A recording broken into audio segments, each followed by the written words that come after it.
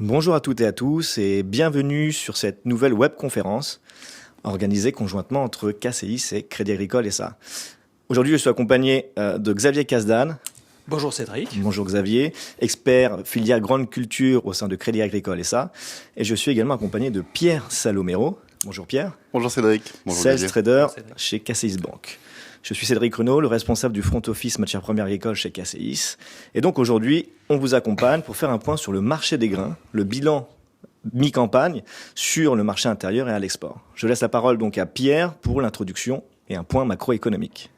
Merci Cédric. Bonjour à tous. Donc je vais commencer cette présentation sur un point macroéconomique. Nous allons faire les perspectives 2022 et essayer de voir un petit peu plus loin. Cette introduction est en 5 parties et nous commençons par l'économie. Aux États-Unis, le rebond de croissance a été spectaculaire. Nous finissons 2021 à 5,70% de croissance. Et les prévisions pour 2022-2023 sont très bonnes, au-dessus de la tendance de long terme, à 3,80 et 2,50%. Le cycle de croissance aux États-Unis est encore jeune et il garde du potentiel. L'excès d'épargne des ménages est assez impressionnant à 2600 milliards. Les États-Unis aussi bénéficient du plein emploi. Le taux de chômage est revenu à 3,9%, alors qu'il était à 3,8% avant la crise. En Europe, la situation est un peu différente. La baisse a été plus forte en 2020, mais on atteint une croissance de 5,10% en 2021. La liquidité des entreprises, les taux bas, vont vraiment favoriser l'investissement. Et les mesures de chômage partiel en Europe ont permis de soutenir l'emploi, qui a aussi soutenu la croissance. En Chine, la situation est un peu différente. Les chiffres sont aussi d'une autre dimension. Mais on finit l'année 2021 à 8,10% de croissance, bien au-dessus des prévisions timides du gouvernement qui étaient autour de 5%. Et les prévisions pour 2022-2023 sont autour de 5%, qui est, étonnamment, en dessous de la tendance de long terme de la Chine. On commence cette année pour la Chine avec des JO, des Jeux Olympiques d'hiver où il n'y aura pas de public. Ceci met en avant la politique zéro Covid de la Chine. Et en tout cas, les marchés ont vraiment des doutes sur cette stratégie et sur les impacts qu'elle aura sur la croissance. On peut noter que les échanges internationaux sont toujours pas revenus à des niveaux pré-crise, on va dire, puisque les vols internationaux ne sont que de 2% par rapport à avant le Covid. Deuxième point, l'inflation. Il y a tout un débat autour de persistant, et on va dire que c'est vraiment la plus grande crainte pour cette année. Ça va être l'inflation. Le débat se situe entre est-ce que l'inflation va être et va rester transitoire ou est-ce qu'elle va être persistante. Le vrai point d'interrogation se trouve aux États-Unis, et j'ai choisi de prendre 2 exemples concrets qui peuvent nous donner un petit peu de perspective sur cette année. Premièrement, le prix des logements aux États-Unis, qui est en train de grimper très vite. Il prend quasiment 20% sur l'année 2021. Ce prix des logements va forcément se transmettre aux loyers. Et les loyers aux États-Unis, c'est une grande composante de l'inflation. Deuxième point, toujours aux États-Unis, c'est le taux d'émission qui est au plus haut depuis 20 ans. Le marché est en plein emploi. Il y a eu vraiment des grands chamboulements sur ce marché de l'emploi aux États-Unis. Ça va donc soutenir ces négociations salariales et mettre une pression à la hausse sur les salaires. Dernier point, une fois que la boucle prix-salaire va être enclenchée, cela va forcément augmenter l'inflation. Troisième point, la transition énergétique qui revient sur le thème de l'inflation tout de même. Nous avons vu pendant cette année 2021, il y a une volatilité sur les prix très forte. Le baril de Brent a pris 50% sur l'année. Nous avons vu une volatilité sur le prix du gaz en Europe en particulier, évidemment, spectaculaire. On a quasiment fait 800% si on prend les plus hauts. Donc cette volatilité sur l'énergie, je pense que les marchés s'attendent à ce qu'elle continue. Il y a peu d'arguments pour que la volatilité baisse, pour que cette pression à la hausse sur les prix baisse aussi. Donc, il faut rester prudent sur 2022. Un point important tout de même, avec la transition énergétique, c'est que le sous-investissement des entreprises dans les énergies énergies fossiles, peut s'avérer à long terme ou même plus à court terme comme une force pression haussière sur ces prix d'énergie fossile. À l'inverse, les investissements dans les énergies renouvelables sont des investissements lourds et qui vont mettre du temps à donner des résultats. Quatrième point, les politiques monétaires. En effet, en ce début de 2022, nous parlons beaucoup moins de politique budgétaire et de plans de relance, puisque la plupart des plans de relance autour de la planète ont déjà été versés, ont déjà été utilisés. Il reste les plans de relance, mais d'infrastructures qui sont en cours, mais déjà bien avancés. Donc, on se retourne vers la politique monétaire pour voir quelles peuvent être les impulsions et voilà, les directions que cela va donner sur l'économie. Aux États-Unis, la tendance est en train de changer brusquement depuis la réunion de la semaine dernière. Avant la semaine dernière, les perspectives de taux sur 2022 étaient des taux d'intérêt directeurs qui arrivaient à 1,75%. Là, après la réunion de la semaine dernière, vraiment, tous les membres de la Banque centrale ont augmenté leurs prévisions. On table sur 3 à 5 hausses des taux sur 2022. L'inflation est vraiment devenue le sujet majeur. Voilà, une énorme partie des membres de la Fed sont d'accord pour se dire que cette inflation est dangereuse et pas uniquement transitoire. Donc il va clairement y avoir un resserrement des conditions financières aux États-Unis. En Europe, la situation est différente. L'inflation est de nature différente. Elle s'apparente beaucoup plus à une inflation transitoire. Elle est de niveau moins élevé aussi, 7% aux États-Unis contre 5% en Europe pour le moment. Donc le discours de la Banque centrale européenne est beaucoup plus attentiste. Il va probablement aller dans le sens d'un resserrement budgétaire soit inexistant, soit faible, avec vraiment pour but de maintenir l'économie. Un mot sur l'Angleterre, qui a été la première banque centrale à augmenter ses taux. L'Angleterre est face à un double dilemme, évidemment toujours face à cette inflation. L'inflation due au Covid, la reprise économique forte et les problèmes de chaîne d'approvisionnement qui font monter l'inflation, mais aussi l'inflation qui est due au Brexit, aux nouveaux frais de douane et à tous les problèmes d'import. Donc c'est pour ça que l'Angleterre a été la première à augmenter ses taux. Dernier point, pour conclure cette introduction, on va regarder les risques pour cette année. Je me concentre sur un risque, en tout cas en Europe, qui est le plus évident, on va regarder sur l'Ukraine. Je pense qu'il est intéressant de rappeler que voilà, la crise ukrainienne a commencé en 2014, lors d'un changement de gouvernement pro-européen. C'est un petit peu la même situation qui revient en ce moment. En 2019, il y a eu des élections. Un nouveau président avec un programme encore plus pro-européen. Il demande une intégration totale de l'Ukraine à l'Union européenne et à l'OTAN. Il a pris des mesures qui en tout cas sont impopulaires sur une partie de la population russophone. Par exemple, la langue russe n'est plus une des langues officielles en Ukraine. Et dernier point, en regardant les sondages, quand on regarde les sondages côté russe, en tout cas, quand on interroge la population russe, uniquement 4% de la population russe pense que les tensions de l'Ukraine proviennent de la Russie, alors que 48% de la population russe pense que toutes ces tensions viennent de l'OTAN. Dernier point, quand on pose la question sur la région de Donbass, cette région qui est sous contrôle séparatiste en ce moment, et là où les forces armées russes sont les plus importantes aux frontières, la population russe se dit à 65% favorable pour annexer cette région de l'Ukraine. Donc, il n'y a pas beaucoup d'arguments en faveur d'une désescalade, en tout cas, des tensions géopolitiques. Et ça va être clairement le point d'attention de ce début d'année. Je vous repasse la parole. Merci Pierre pour ce point très clair.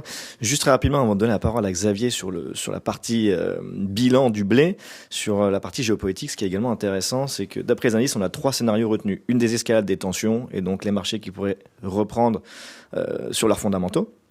Le scénario 2, c'est donc une invasion éclair de la Russie sur l'Ukraine, avec plus la région du Donbass. Et à ce moment-là, le marché des grains pourrait être légèrement affecté, notamment sur les ports de Mariupol et de Berdiansk. Mais au final, ce sont des ports qui ont une faible capacité, enfin une capacité limitée de chargement de 2 à 3 millions de tonnes à l'année. Donc plutôt un marché qui n'en prendrait que très compte, enfin une manière très limitée dans le marché, une hausse peut-être de 5 à 6%, pas plus, comme lors de l'annexion de la Crimée en 2014. Et enfin, le troisième scénario, c'est une invasion complète de la Russie sur l'Ukraine, et notamment une avancée des troupes militaires vers Odessa, la mer Noire, et là ce serait une autre histoire sur les céréales. Voilà, donc beaucoup d'incertitudes. Je laisse la parole maintenant à Xavier sur la partie bilancielle fondamentale sur le blé.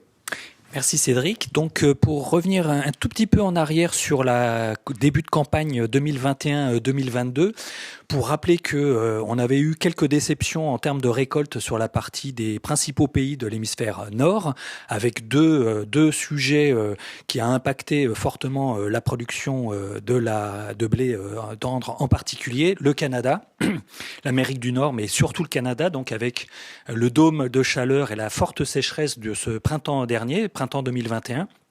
Qui a vraiment fait dévisser donc la production, et puis les mauvaises nouvelles qui sont venues également du côté Russie, avec les surfaces revues en baisse, et puis un impact bien entendu également de conditions climatiques plutôt sèches, qui a finalement fait miroiter une production attendue à 82 millions de tonnes, mais qui s'est avérée plutôt être autour de 75-76 millions de tonnes. Donc là où on était plutôt sur un bilan tendu au regard de ces récoltes, et sur la partie Europe et en particulier la France, avec, rappelez-vous, au mois de juin 2021, un potentiel expliqué par les analystes qui devait tourner autour de 38-39 millions de tonnes, et avec l'arrivée des pluies estivales, et bien finalement le rendement a vraiment été pénalisé et la production avoisine les 35,4 millions de tonnes, ce qui reste quand même en phase avec la moyenne quinquennale.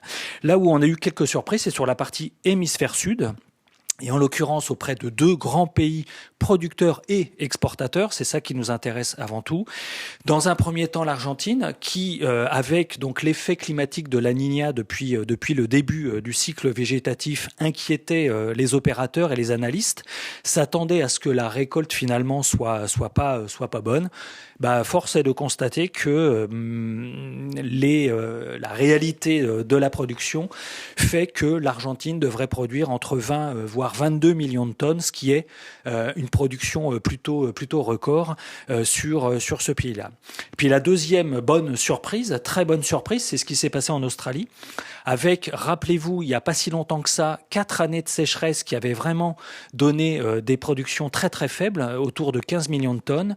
Et bien depuis la campagne précédente et cette nouvelle campagne, là, les conditions climatiques sont revenues, et donc c'est le côté positif de la Niña, en fait, avec donc des fortes pluies sur cette zone-là, qui a fait que l'Australie a connu des rendements exceptionnels pour atteindre probablement 36 millions de tonnes, ce qui serait une production record. Alors à noter quand même qu'il y a eu pas mal de pluie juste avant les récoltes, et que là où il y a quelques sujets d'interprétation, c'est le fait que la production mondiale de blé de tendre dit meunier est plutôt déficitaire, alors que sur le marché mondial, on retrouve beaucoup de blé fourragé en lien avec cette problématique de qualité qui a touché finalement un certain nombre de bassins de production.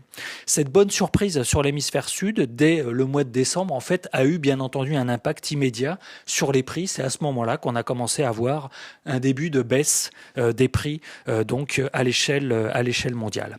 Donc toujours sur ce bilan mondial, quand on regarde donc l'offre et la demande, pour rappeler que malgré tout ce qu'on vient de dire, on est quand même a priori sur un niveau record en matière de production, mais qu'en parallèle, la demande est particulièrement dynamique et ne cesse d'augmenter, déjà depuis un bon nombre d'années, mais encore plus cette année, avec de fortes demandes d'un certain nombre de pays en lien avec, bien entendu, la pandémie pour assurer les réserves stratégiques, sont aux achats, malgré un contexte de prix plutôt élevé. On pourrait citer l'Iran, on pourrait citer la Turquie, mais il y en a encore effectivement bien d'autres. Et que le commerce mondial est particulièrement important. Le taux d'exportation sur la production devrait avoisiner les 25%, alors qu'en règle générale, on est plutôt autour de 23-24%. Donc une nouveauté importante dans le cadre de cette situation. Donc ce qui fait que, dans ce contexte-là, on devrait s'attendre plutôt à un bilan déficitaire sur le blé, ce qui n'était pas forcément vrai sur les 2 précédentes campagnes. Mais les bonnes surprises, encore une fois, de l'hémisphère sud nous annoncent qu'on devrait être quand même sur un bilan qui s'alourdit malgré tout, parce que l'autre point qui explique aussi la raison pour laquelle les prix restent sur des niveaux hauts, c'est quand même les stocks fin de campagne des principaux pays exportateurs qui, eux, resteraient toujours quand même sur des niveaux plutôt bas, et donc qui vient alimenter bien entendu les prix. Alors vous l'avez bien compris, dans la formation des prix, bien entendu, quand on regarde ce qui se passe, c'est surtout lié aux fondamentaux, mais on vient de les voir, mais il n'y a pas que les fondamentaux qui expliquent les prix. Je vais pas revenir sur les tensions que Pierre nous a évoquées et Cédric nous ont évoquées sur la Russie et l'Ukraine, mais actuellement et sur le court terme, c'est bien ça qui joue quand même sur ce qu'on appelle la volatilité des prix, entre le début de cette semaine et tous les jours, eh bien ça monte, ça baisse. On pourrait noter aussi, bien entendu, l'impact du pétrole qui vient fortement jouer sur également les prix, car ces matières premières sont utilisées aussi pour fabriquer des biocarburants.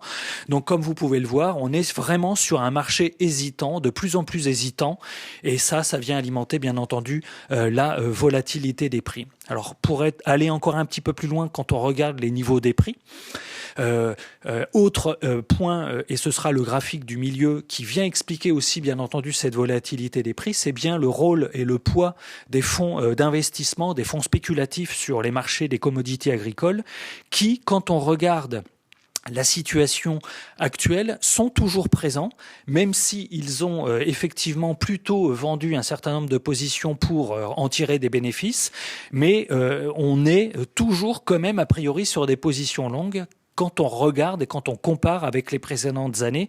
Donc tout ça pour dire que probablement que ces fonds spéculatifs s'attendent à ce que le commodity soit toujours une valeur refuge dans le contexte dans lequel on est, et on pourrait effectivement voir et constater ce phénomène sur les prochains mois. D'autant plus que quand on regarde encore une fois l'évolution du prix sur le court terme, là, sur le prix rendu Rouen par exemple, on est autour de 263 € au 1er février, ce qui reste des prix quand même plutôt élevés. Et quand on regarde, est bien plus élevé que les précédentes campagnes, et y compris la campagne 2012-2013, qui était la dernière année où les prix étaient particulièrement élevés. Et d'autant plus quand on regarde également les cotations à moyen terme sur les échéances éloignées, eh bien, force est de constater que ces échéances sont sur des niveaux plutôt hauts, et ça pousse donc un certain nombre d'opérateurs à prendre des positions de couverture sur la récolte 2022, bien entendu, sur les récoltes 2023, bien entendu, et on commence à voir des prises de couverture sur la récolte 2024. Donc ça, c'est quand même un phénomène plutôt nouveau.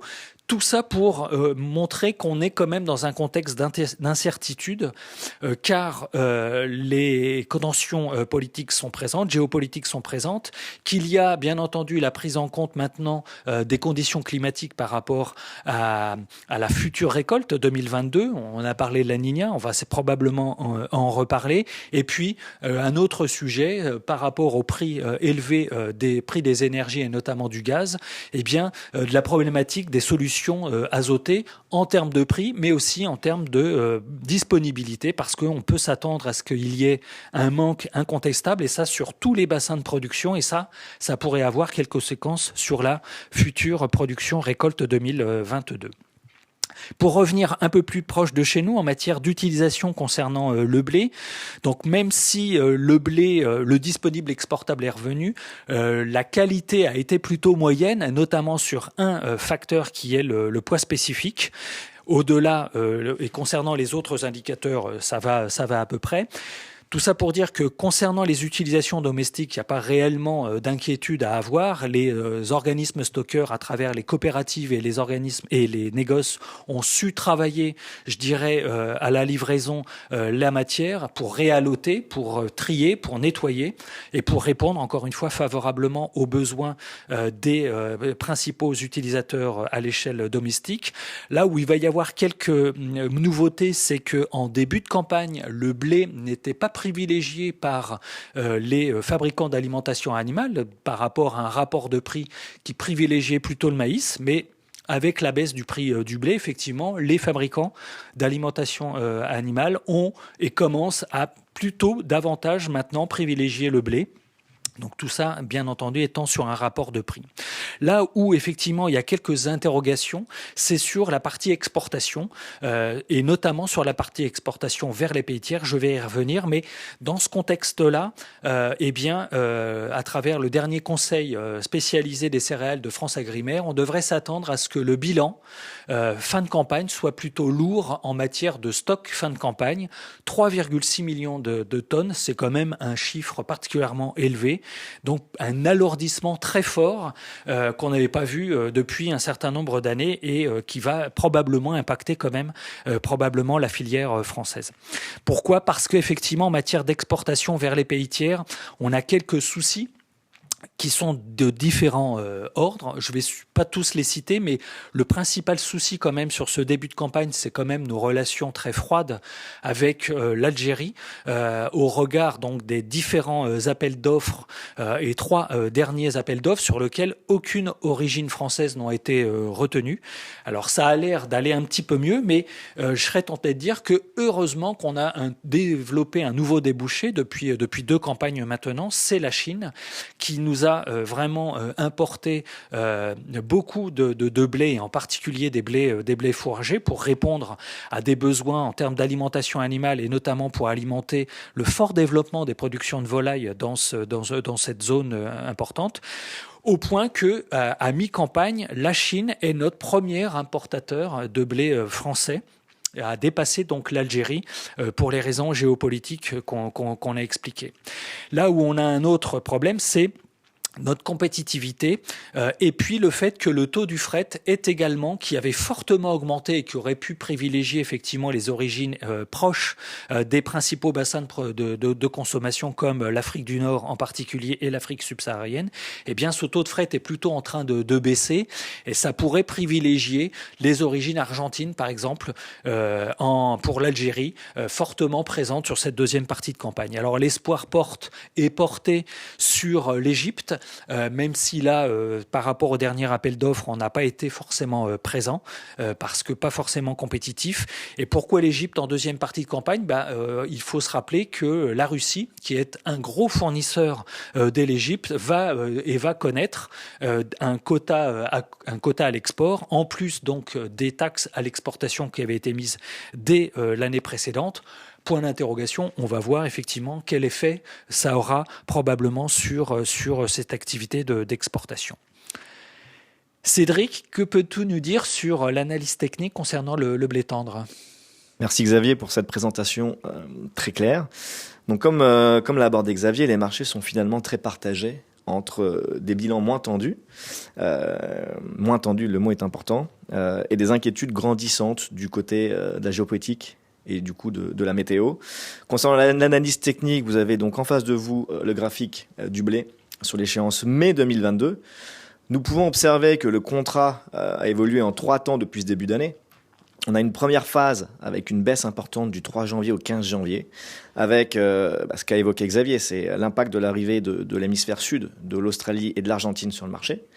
Cette baisse est également due également au comportement de l'Algérie sur le blé français, et donc cette crise diplomatique entre les 2 pays. Et donc le blé est passé de 285 € à 258,50.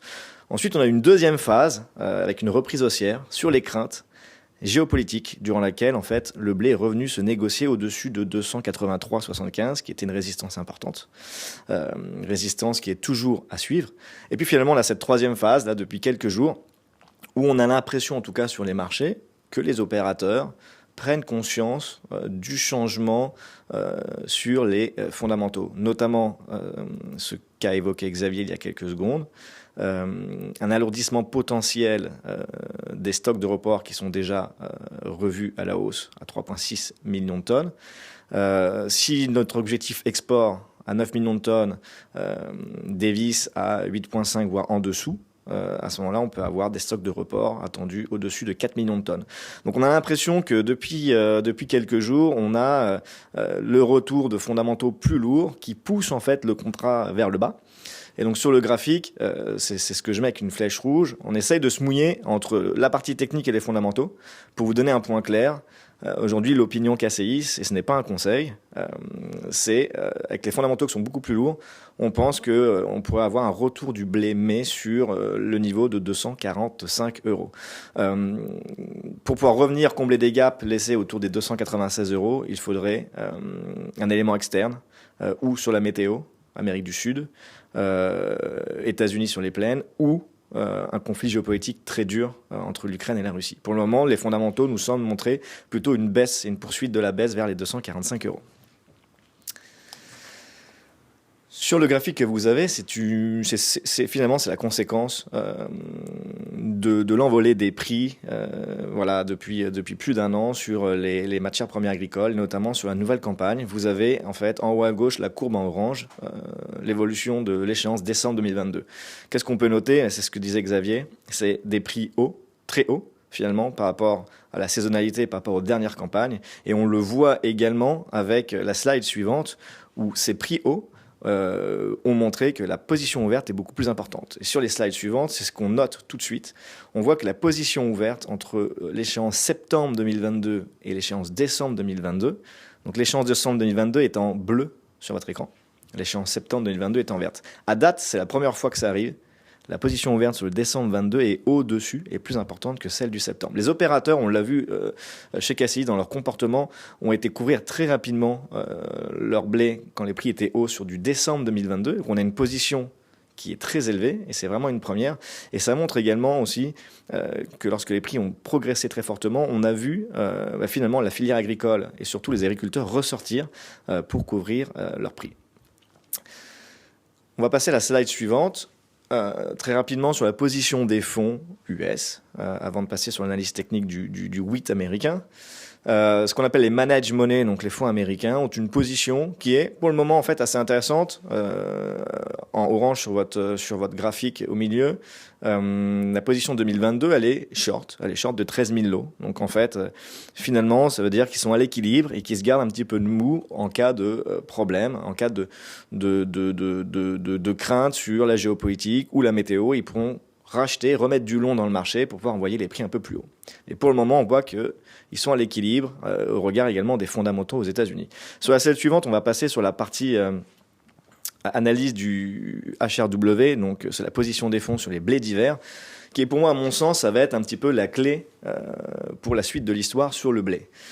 On a des conditions climatiques aux États-Unis qui se dégradent sur les blés d'hiver, même si on l'a vu hier. Le mouvement de baisse peut être dû à une amélioration des conditions avec des pluies et de la neige qui arrivent, qui devraient améliorer les réserves d'eau au sol, l'humidité des sols, pardon. La position sur les blés d'hiver, elle, pour le moment, il reste long de 40 000 lots. Donc ils ont une position longue, future option, qui est assez modeste dans la moyenne. Et les opérateurs suivent avec attention, surtout la météo sur les états clés des blés d'hiver. Donc c'est le Kansas et l'Oklahoma notamment. Pour la suite, donc sur l'analyse technique, comment ça se passe? Sur le 8 mai 2022, du coup, on a un contrat qui cherche son équilibre, un peu comme le blé matif finalement. Et c'est ce qu'a évoqué Xavier dans la partie bilancielle. On a une production mondiale record d'un côté. On a une demande internationale qui est très forte, des stocks grands exportateurs à peine à l'équilibre. Et donc le contrat se cherche entre une situation US un peu plus lourde, voilà, et un contexte international, on va dire, incertain. Ce qui préoccupe également les opérateurs aux États-Unis, c'est les objectifs à l'export. On a également la compétitivité du blé américain. On a eu récemment de la déception, ce qui a fait pesé un petit peu, ce qui a pesé pardon sur les prix du wheat américain. Donc le wheat se cherche. Graphiquement, on le voit, je vous l'ai dessiné. Le contrat pourrait réintégrer son canal baissier. Et à ce moment-là, on pourrait on pourrait voir le wheat qui pourrait se diriger en direction des 7,12 $. Et ce serait donc un retour sur les prix de septembre 2021. Et c'est exactement la même chose sur le matif. En cas de baisse, on reviendrait sur des prix de septembre 2021 sur ces fondamentaux. À l'instar du blé matif, sans aide externe, je crains que les prix prennent une direction un peu plus baissière sur les prochaines semaines. Voilà. Merci Cédric. On va passer maintenant sur les complexes oléagineux, donc un peu plus rapidement, pour rappeler que concernant les oléagineux, donc sur les principales matières premières comme le colza, on va faire un point sur le colza. Globalement, on est plutôt sur une production mondiale plutôt encourageante entre guillemets, sauf pour le colza effectivement qui a vraiment dévissé, toujours en lien avec les conditions climatiques particulièrement compliquées donc au Canada, avec ce dôme de chaleur et cette forte sécheresse dont la production donc a fortement dévissé, et puis des meilleures récoltes bien entendu sur la zone Europe et Russie en particulier. Là où actuellement tous les yeux sont rivés, c'est quand même sur la production de soja, qui sur la partie hémisphère nord a été plutôt bonne, mais en conditionnel sur l'attente sur la partie Amérique du Sud en particulier, avec donc ce phénomène climatique, et sur lequel il n'y a pas si longtemps que ça, on s'attendait à ce que la production prévisionnelle soit plutôt bonne, voire très très bonne. Et depuis quelque temps, un certain nombre d'organismes, d'analystes revisent complètement et de façon assez forte à la baisse donc la production au Brésil en particulier, alors que à la lecture des derniers rapports de l'USDA, la production au Brésil reste située autour de 139 millions de tonnes. Donc il est possible effectivement qu'avec la réalité des futures récoltes, eh bien, on ait effectivement quelques surprises sur le soja en matière de récolte.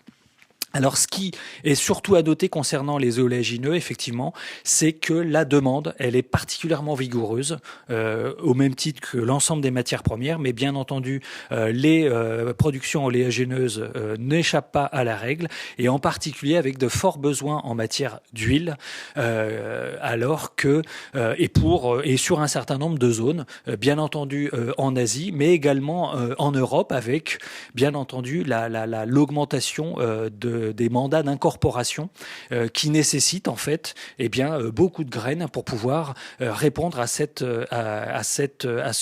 sujet-là. D'autant plus qu'avec l'augmentation du prix du pétrole, ça vient animer, je dirais, le marché des huiles destinées à la fabrication de biocarburants.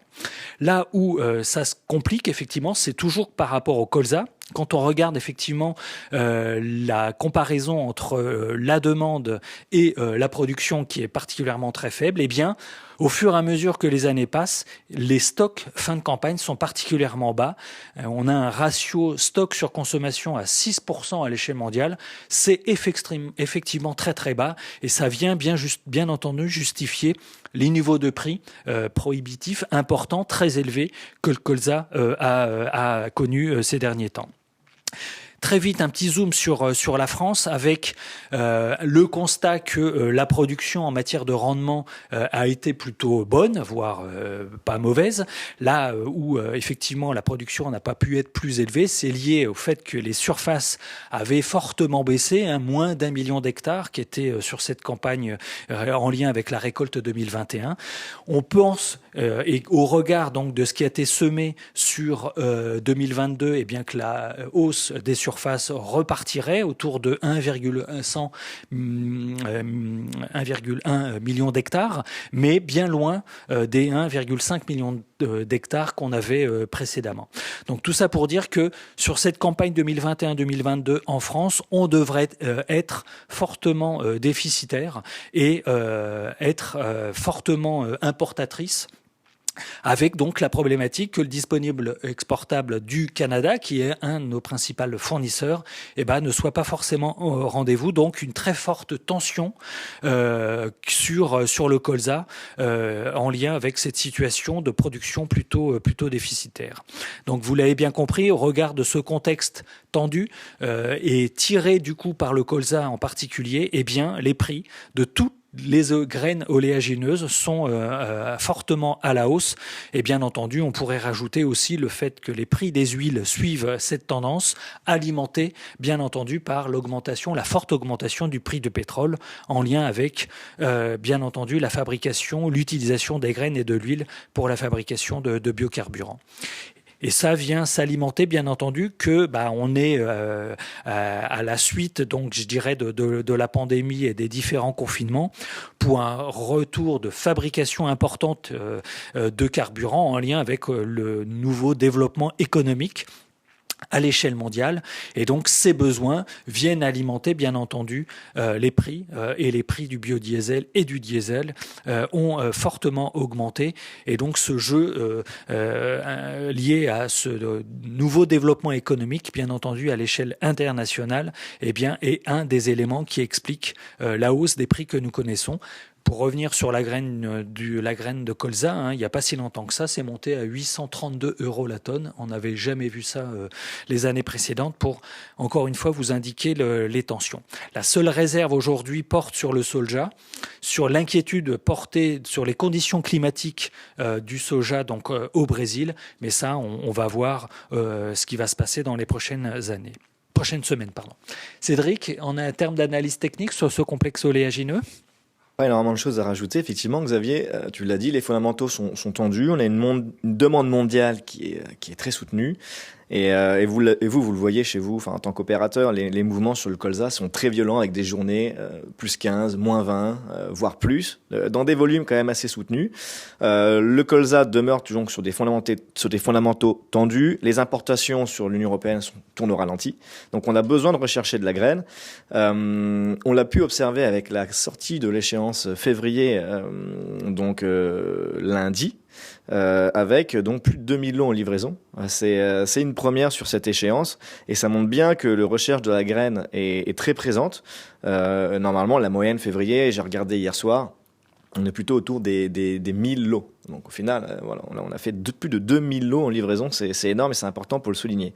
Sur le plan technique, le colza, il progresse grâce à la bonne tenue des huiles et du pétrole et des incertitudes mondiales. Sur le court terme, on est revenu se négocier au-dessus du seuil clé des 700 €. On est actuellement autour de la mythe Bollinger à 711 €. Et pour la suite, si on devait se mouiller entre ces fondamentaux tendus et la partie technique, on voit qu'on pourrait aller chercher sur le graphique la prochaine résistance, qui est située sur la zone des 768 €, qui est le point haut du début d'année. L'échéance mai peut revenir chercher ce niveau-là, et puis ça peut entraîner derrière les autres échéances, notamment sur la nouvelle. Seule une baisse sous 695 € pourrait invalider cette tendance. Sur le soja américain, ce qui est important de signaler, c'est la position également des fonds. Là, vous avez sur votre graphique la position des fonds américains. Le graphique à gauche, donc on voit bien qu'il y a une position à date qui est très importante, avec près de 115 000 contrats futurs et options. Donc finalement, c'est une constante depuis maintenant près d'un an, où les fonds américains gardent une position assez élevée sur le soja.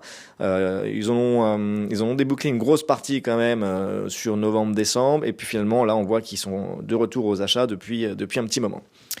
Sur le soja américain, comment ça se concrétise sur la prochaine slide, on voit que finalement c'est un peu à l'instar du matif. Là, vous avez un contrat qui est en weekly, parce que finalement, je ne pouvais pas faire une analyse en daily, on ne pouvait pas aller chercher les points que je voulais pour vous montrer. Donc, on a des exportations déjà de soja qui sont, on va dire, dans la moyenne pour le moment, avec l'objectif export qui est autour des 55-80 millions de tonnes selon le dernier rapport USDA, et on devrait être plus ou moins dans ces objectifs. Il faudra juste faire attention à la récolte précoce du Brésil, qui pourrait peut-être venir chercher quelques parts de marché au soja US, et donc faire remonter les stocks US. Donc ça sera un point à suivre. Mais à côté, et comme vous l'a dit Xavier, on a les perspectives en Amérique du Sud qui sont totalement incertaines. Donc entre la géopolitique, la météo, le contexte des huiles, les énergies, gaz, pétrole, la dynamique vent-US, bon, finalement, on a de nombreux facteurs de soutien, également la trituration qui est importante. Et donc, sur tous ces éléments, on voit plutôt une extension du contrat en direction des $16,67. Et ensuite, il faudra regarder d'autres points. Pourquoi pas une extension au-dessus de $17. Et à ce moment-là, on viendrait sur d'autres époques. Ce seraient les points de septembre 2012. Voilà, donc dans ce cocktail explosif, on peut avoir un soja qui continue de monter. Voilà. Au contraire, si on a une amélioration des conditions et des perspectives en Amérique du Sud beaucoup plus intéressantes, à ce moment-là, on pourrait trouver un point d'équilibre autour des $13. Mais pour le moment, le contexte reste haussier. Merci Cédric. Enfin, on va terminer avec le maïs, avec donc là une tension un peu moins vive en lien avec le bilan. Sachant que, bien entendu, l'hémisphère nord a récolté et on va attendre plus précisément aussi ce qui va se passer sur la partie hémisphère sud. Sur la partie hémisphère nord, on a eu des très bonnes productions.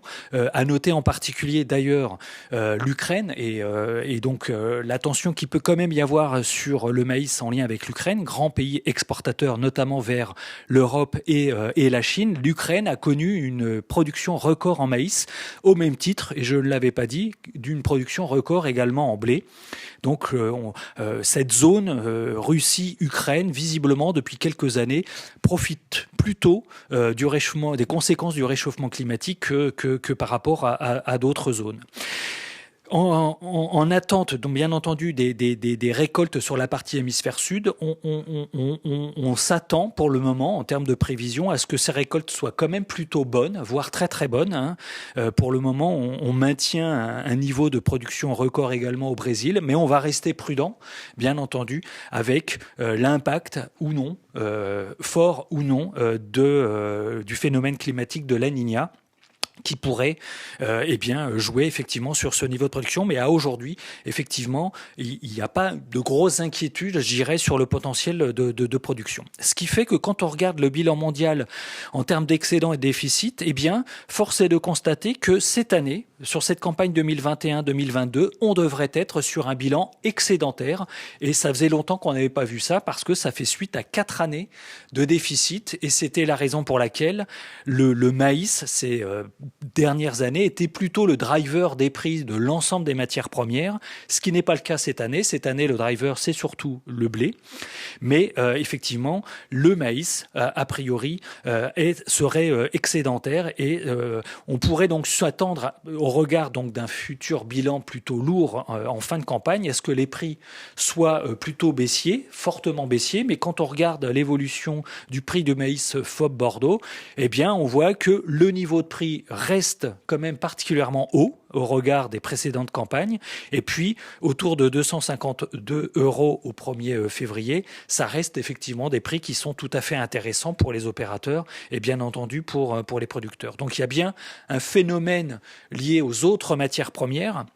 Et puis, un contexte d'incertitude qui fait que, pour les moments, le prix ne traduit pas forcément les fondamentaux.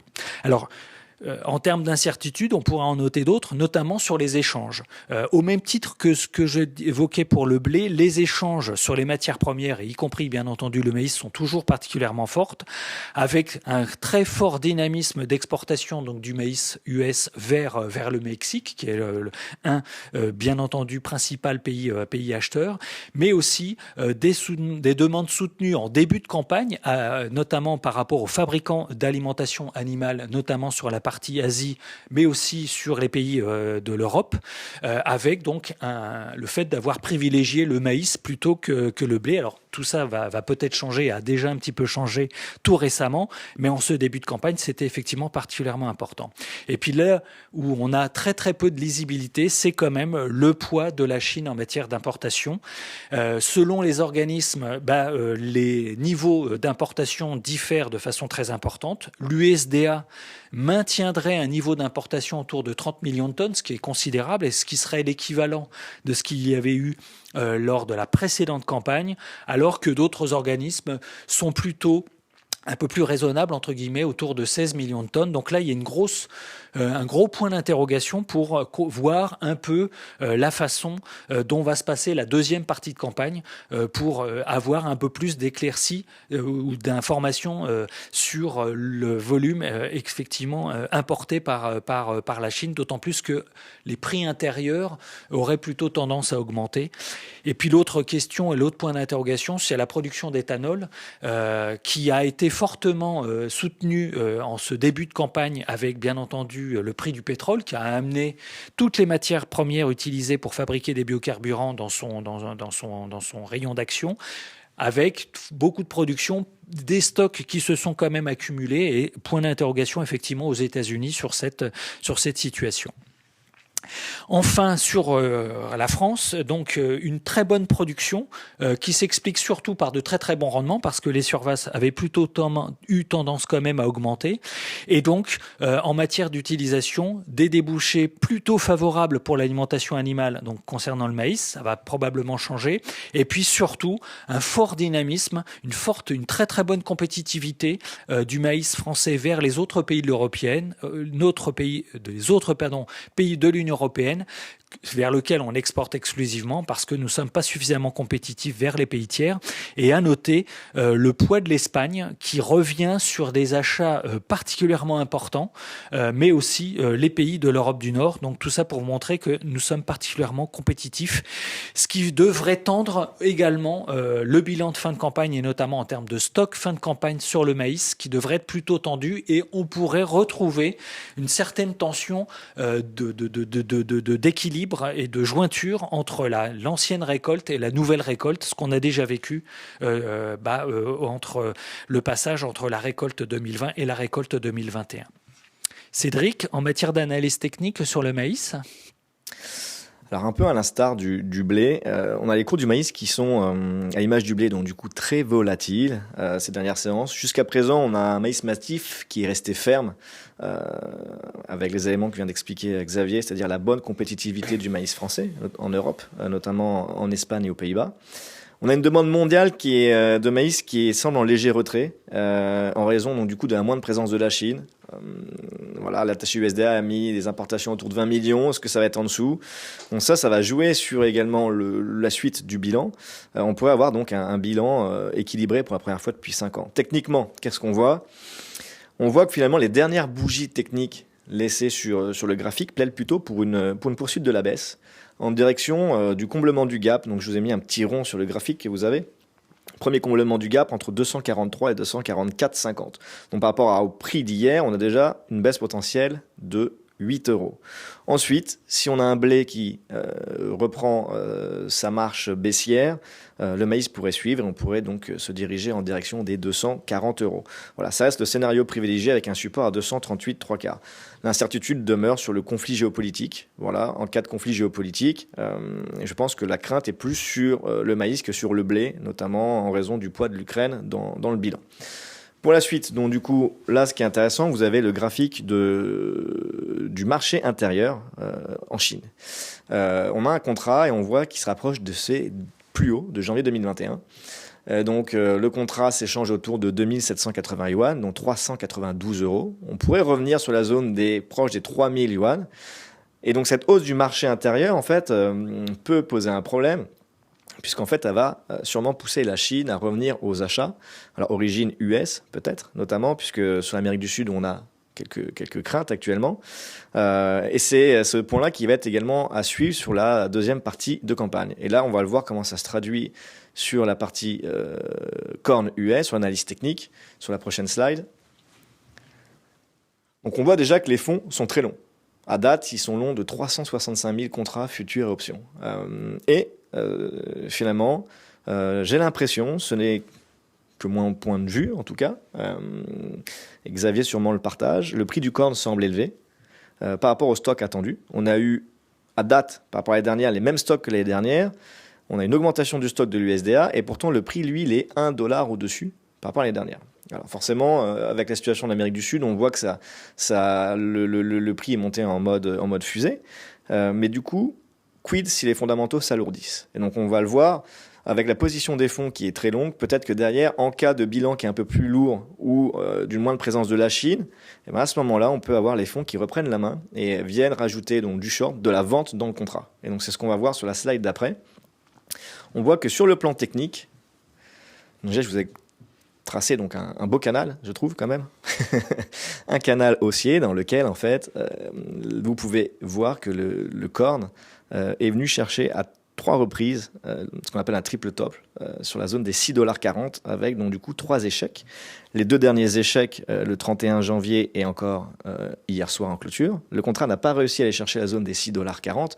Et donc finalement on voit qu'entre ce bilan moins tendu qui semble être confirmé et les incertitudes, le contrat se cherche. On a un gros canal haussier dans lequel le contrat a évolué jusqu'à présent. Maintenant, est-ce que ça va pas être la place au retour des fondamentaux et peut-être effectivement le gros point d'interrogation, ça va être la partie l'éthanol, les stocks progressent. Est-ce que la politique de Biden aux États-Unis sur cette incorporation de maïs dans l'éthanol pourrait bouger? Est-ce que ça va pouvoir faire gonfler les stocks? Si ça continue, en tout cas, ça pourrait peser sur le corne. Et donc, le retour du corne est attendu autour en dessous des 6 $, dans la zone des 5,85 $, hors incertitude et hors conflit géopolitique. Pour la conclusion, du coup, on va passer donc à la conclusion. C'est vrai que ça passe très vite. C'est un exercice un peu frustrant. On a à peine 1 heure, du coup, pour faire un point blé, maïs et colza. On a des bilans donc mondiaux moins tendus que prévu sur le blé tendre et le maïs. Xavier, je te laisse la suite. Donc une demande internationale qui est quand même très vigoureuse et très dynamique pour toutes les matières premières. Donc ça vient effectivement alimenter ces besoins et avoir quelques conséquences bien entendu sur les prix. On l'a bien compris, les prix aujourd'hui n'ont pas l'air de refléter complètement les fondamentaux. Il y a un certain nombre de facteurs externes qui sont bel et bien présents. Ils seront probablement encore présents dans les prochaines semaines, dans les prochains mois, en lien donc effectivement sur ces risques géopolitiques entre la Russie et l'Ukraine, qui ont l'air quand même de s'apaiser actuellement, et c'est probablement la raison pour laquelle entre hier et aujourd'hui les prix ont plutôt baissé, mais il y a effectivement un bon nombre d'incertitudes et des incertitudes qui vont monter avec les conditions climatiques sur les différents bassins de production par rapport à la future récolte 2022, sans compter cette problématique qui pèse et qui va peser, sur lequel pour le moment on n'a quand même pas beaucoup de recul, c'est la problématique des solutions azotées, du prix déjà des solutions azotées, puis de la disponibilité. Ça a déjà joué sur les surfaces. On aurait pu s'attendre à ce que les surfaces de blé en France soient bien supérieures au regard des prix, des rapports de prix. Eh bien, force est de constater que les surfaces de blé sont stables. Et je pense qu'au moment où un certain nombre de producteurs réfléchissaient à cet assolement, les prix de ces solutions azotées commençaient à prendre quelques proportions importantes. Et donc, le choix de l'assolement a effectivement plutôt été reporté sur des cultures moins nécessitant moins de solutions, encore une fois, azotées. Et on le voit sur ce point avec le comportement de la Russie hier, qui a déclaré un encadrement du nitrate d'ammonium du 2 février au 2 avril. Autour de 750 000 tonnes, il y aura un quota, mais ils vont se garder donc la part du gâteau pour eux, pour leurs agriculteurs, sur les semis de céréales de printemps, sur du 2 février au 2 avril. Et le reste, on verra d'ailleurs par la suite. Donc ça aussi, ça peut venir tendre un peu le marché, puisque la Russie représente à peu près 45% du marché sur ces engrais. Donc ça va être un point également à suivre. Tout à fait. Et donc tout ça pour dire que pour donner une orientation en termes de prix à court terme, c'est quand même particulièrement difficile. Donc pour ce qui me concerne, je ne vais pas me prononcer, je vais rester neutre. Mais tous les jours, il se passe effectivement quelque chose. On va passer aux questions. On a une première question qui est la tendance sur 5 ans. Alors elle est large celle-là. Exactement. La tendance sur 5 ans, comment la voyez-vous? Alors, je peux peut-être commencer sur cette question. C'est toujours très difficile de se prononcer sur 5 ans. En tout cas, je vais essayer de donner un point de vue financier sur une tendance long terme, sur les matières premières en général. Je ne vais pas parler des grains en particulier.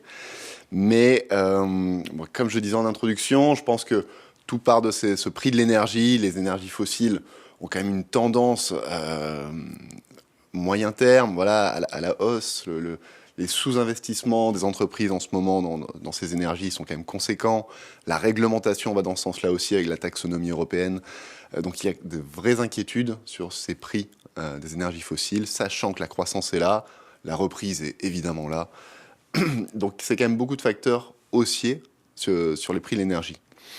Si on élargit un peu et qu'on regarde d'autres matières premières, comme les métaux par exemple, et en particulier, on en a beaucoup parlé des semi-conducteurs, qui sont vraiment l'exemple typique, puisqu'ils sont aussi inclus dans cette transition énergétique. Toutes les batteries ont besoin de ces semi-conducteurs. Alors ces prix-là ont évidemment explosé, il y a eu un petit retour, mais là aussi, la tendance est quand même très haussière sur tous ces métaux. Beaucoup de départements de recherche l'an dernier ont publié des papiers donc dans le sens où il va y avoir un super cycle des matières premières qui n'est pas terminé, loin de là. J'aurais tendance à penser que voilà, c'est un scénario probable, peut-être pas central, mais il faut garder en tête que c'est clairement un scénario probable d'un super cycle sur les matières premières. Cette question, je pense, vient en complément d'une question sur l'impact de La Niña sur nos marchés. Je crois qu'on en a parlé tous un peu ensemble. On voit que sur la partie hémisphère sud, on a eu quand même récemment, notamment en Australie et sur l'Asie également, on a eu des pluies qui sont venues perturber la fin de la récolte en Australie, donc la partie qualitative des blés. Et c'est ce que disait Xavier aujourd'hui, le commerce mondial recherche de la protéine. Et donc là, c'est un point d'interrogation également sur cette partie-là. Sur la Malaisie et l'huile de palme, on a des pluies diluviennes, des inondations. Donc ça vient gêner un petit peu les capacités de production également. Ça vient tirer donc sur le bilan des huiles. Et puis à côté, l'hémisphère nord, on a de la sécheresse sur les plaines du sud, les plaines du nord, pardon, aux États-Unis, excusez-moi, sur les blés d'hiver. Et on a de la sécheresse sur l'hémisphère sud également, Argentine, Brésil. Et en plus de ça, quand on regarde les premiers indices de sécheresse sur l'Europe, donc on voit de l'Espagne jusqu'à l'Ukraine, on a quand même de plus en plus de sécheresse déjà actuellement, donc ça va être à suivre également à la sortie de l'hiver, et donc on aura de plus en plus cet impact météorologique dans la lecture, dans la grille d'analyse des grains, et ça va venir à mon sens de plus en plus perturber donc les prix des céréales. Donc ça sera sûrement aussi dans les prochaines années, la météo va prendre de plus en plus en fait de place dans l'analyse des bilans. Je rajouterais en lien avec ce contexte météo qui se dégrade, qui est compliqué, le fait que la demande internationale est de plus en plus dynamique. C'est bien lié à la fameuse augmentation de la population qui se fait finalement d'année en année. D'autant plus des pays population qui augmente, d'autant plus dans des pays qui sont de plus en plus dépendants des autres, parce que avec la non-possibilité, je dirais, de produire au regard en fait de ce changement climatique, et donc cette dépendance de plus en plus forte vis-à-vis donc de pays qui sont d'autres pays qui sont plutôt autosuffisants. Donc cette demande dynamique, elle n'est pas forcément prête de s'arrêter. Puis alors vous rajoutez un phénomène pandémique comme on l'a connu, qui, malgré le fait que les prix soient hauts, a plutôt contribué à augmenter encore un peu plus cette demande dans un souci de faire et de réaliser donc des réserves stratégiques en cas de poursuite à long terme de cette problématique de pandémie.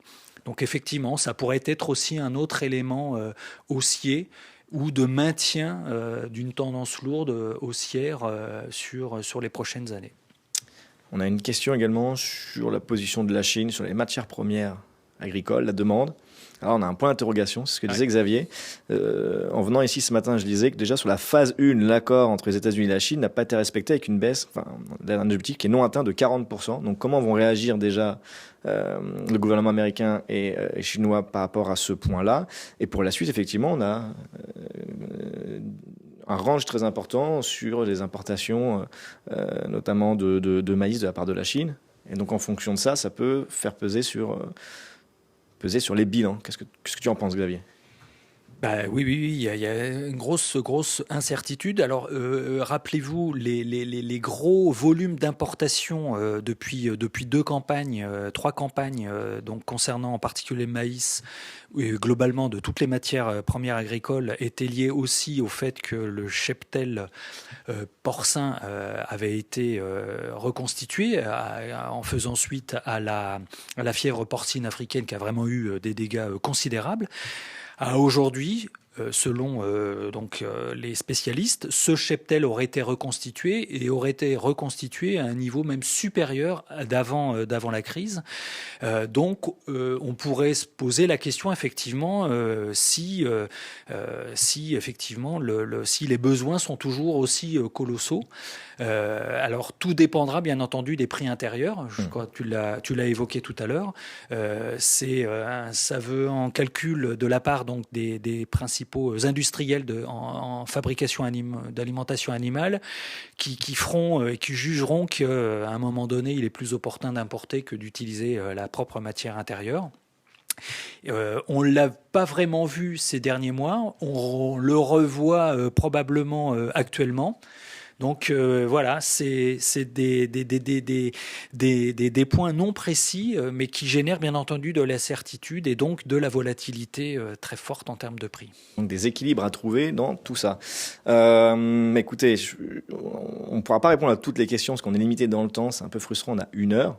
On vous remercie déjà de votre présence. Vous êtes nombreux à nous avoir suivis encore ce matin. Merci Xavier. Merci Cédric. Merci Pierre. Merci à vous deux. Merci à toi. On se donne rendez-vous dès à présent pour une nouvelle webconférence le 30 juin prochain. Et entre-temps, nous vous ferons suivre le replay de cette webconférence très rapidement d'ici demain. Bonne journée à toutes et à tous. À très bientôt. À bientôt. Bonne journée.